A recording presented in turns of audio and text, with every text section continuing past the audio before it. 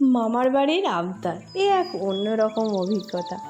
সবারই মামার বাড়ি আছে, দাদুন বাড়ি আছে, দিদান বাড়ি আছে।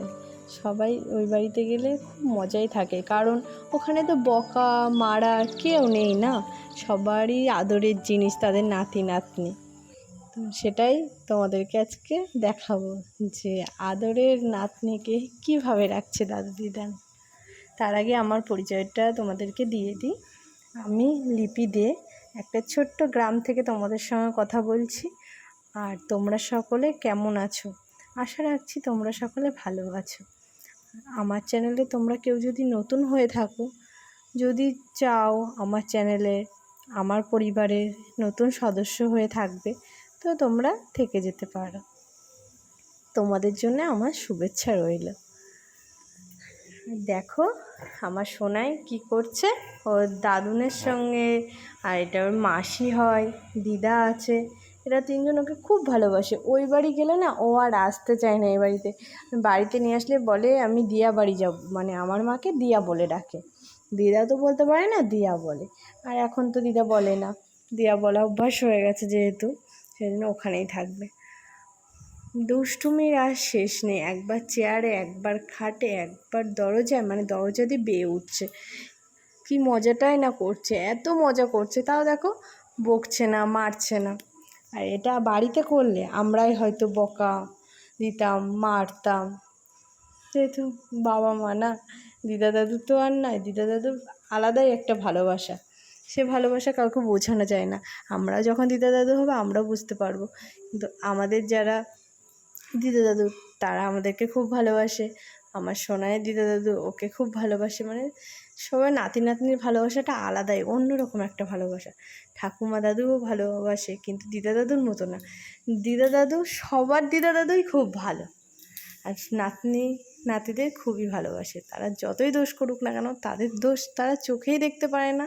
যত আবদার মেটানো, যত দুষ্টুমি করুক, সেগুলো ঢেকে দেওয়া, এগুলো দিদা দাদুর কাজ। তো যাই হোক, এতক্ষণ তোমরা যারা আমার ভিডিওটি দেখলে তাদেরকে অসংখ্য ধন্যবাদ আমার ভিডিওটি দেখার জন্য। তো দেখো, সোনাইয়ের দাদানের একটা ডিউটি পড়ে গেছে, যে সোনাইকে কলা এনে দেওয়ার আর খই এনে দেওয়া। খই, কলা আর আমার জন্য বিস্কিট, এইগুলো তোমার বাধা ধরা, বাবাকে এইগুলো আনতেই হবে। বিস্কুটটা আমার জন্য, আর খই আর কলাটা আমার সোনাইয়ের জন্য। আর তো আছে, তা বাদে খাবার দাবার সব লেগেই আছে, এইগুলো বাধা ধরা, এগুলো আনতেই হবে। সপ্তাহে সপ্তাহে এনে দেয়, 3-4 দিন বাদে বাদে এনে দেয়, এইগুলো তো আছেই। আর দেখো তো, ওর মাসিটাও ওকে খুব ভালোবাসে, ও মাসিটাকে খুব ভালোবাসে। দেখো, ও যেই শুনেছে ও এসছে, তখনই ওর সাথে দেখা করতে চলে যাচ্ছে। আর যতক্ষণ না আমরা বাড়ি যাব, ও ততক্ষণই ওখানে থাকবে। দুজন দুজনকে খুবই ভালোবাসে। আমার সোনাইয়ের এই ভিডিওটা তোমাদের কার কেমন লাগলো প্লিজ একটু কমেন্ট করে জানাবে। তোমাদের কমেন্টের আশায় আমি কিন্তু বসে রইলাম, যে তোমরা কখন কমেন্ট করবে। আর তোমরা সবাই আমার সোনাইকে আশীর্বাদ করো, ও যেন বড়ো হয়, অনেক মানুষের মতো মানুষ হোক।